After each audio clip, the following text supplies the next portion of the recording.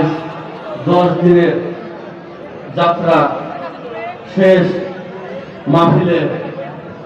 আপনারা জানেন যে আমি ইতিপূর্বে আরো 6টি মাহফিল উপহার দিয়েছি এবং প্রতি বছর কিন্তু আমি একটি করে তাফসীরুল কোরআন মাহফিল দিয়ে আসতেছি। এটা দিয়ে আমার কিন্তু 7টা মাহফিল। তাই আমার এই যে অক্লান্ত পরিশ্রম, আমি কিন্তু দিনের খেদমত করে যাচ্ছি, ইসলামের খেদমত করে যাচ্ছি। আমার বউ বাচ্চা ঢাকাতে, আমি কিন্তু দেশে এসে ছুটি 10 দিন নিয়ে এসে এই যে রাত দিন 24 ঘন্টা পরিশ্রম করে আজকে এই আপনাদের মাঝে অনেক কষ্টের মাধ্যমে আসিফ ভাইকে আপনারা পেয়েছেন। আসিফ ভাইকে পাওয়া কিন্তু এত সোজা না। আপনারা ইউটিউবে দেখছেন, অনেক ভাইকে অনেক রিকোয়েস্ট করে তারপরে কিন্তু আমি ডেটটা পেয়েছি। তারপরে কিন্তু ডেট ছিল 7ই ফেব্রুয়ারি। নির্বাচনের কারণে আমি 3 দিন আগে ডেটটা ভাইয়ের কাছ থেকে চেয়ে নিয়েছি। ভাই একদম বলছে যে না ভাই, আমার দিনেও মাহফিল রাত্রেও মাহফিল, আমার কোনো ডেট ফাঁকা নাই, আমার পাওয়া ধরা বাদ আছে ভাইকে। এমন পরিস্থিতির মধ্যে আমি আমার এই কাজগুলো আপনাদের নিয়ে আসি, কিন্তু কষ্ট লাগে ভাই। আমি এই তাফসীর মাহফিল করতে এসে আপনাদের দুটো কোরআনের কথা শোনার জন্য বড় বড় আলেম এখানে উপস্থাপন করি, সেই কাজে কিছু লোক বাধা বিঘ্ন হয়ে দাঁড়ায়। আসলে আমি বুঝি না আমি আপনাদের কি অন্যায় কোনো কাজ করতেছি। আমি তো মানুষের কাজের জন্য ব্যয় করতেছি। আমি কষ্ট লাগে, আমার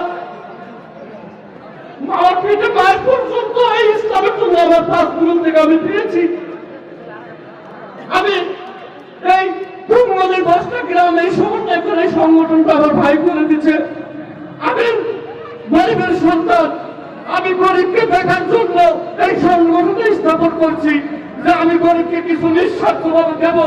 প্লাস আমি এই কুম্ভলিতে আমি কোরআনের কথা শুনে যুবক ছেলেদের আমি ইসলামের পথে নিয়ে আসবো।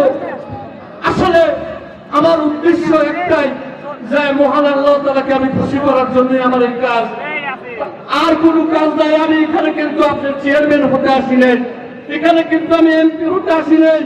যদি তাই হবে, বিগত আমি 7টা বছর 7টা মাহফিল কিন্তু উপহার দিতাম না। আমার চাকরি 20 বছর, আরো 20 বছর করা লাগবে। তাহলে আমি 20 বছর আগে কি আপনাদের কাজ করবো? নেগেটিভ যদি উদ্দেশ্য থাকে বলে, আমার নেগেটিভ উদ্দেশ্য নাই।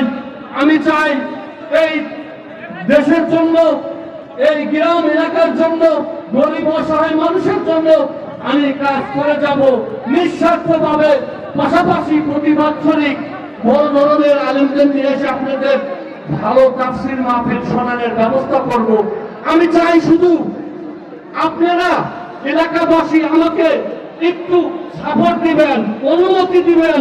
আমি তো টাকা পয়সা চাই না, পারলে দিবেন 2-4 টাকা, না হলে নাই। কিন্তু আমি তো সহযোগিতা করবেন ইসলামের জন্য, হ্যাঁ বলবেন, না বলেন না।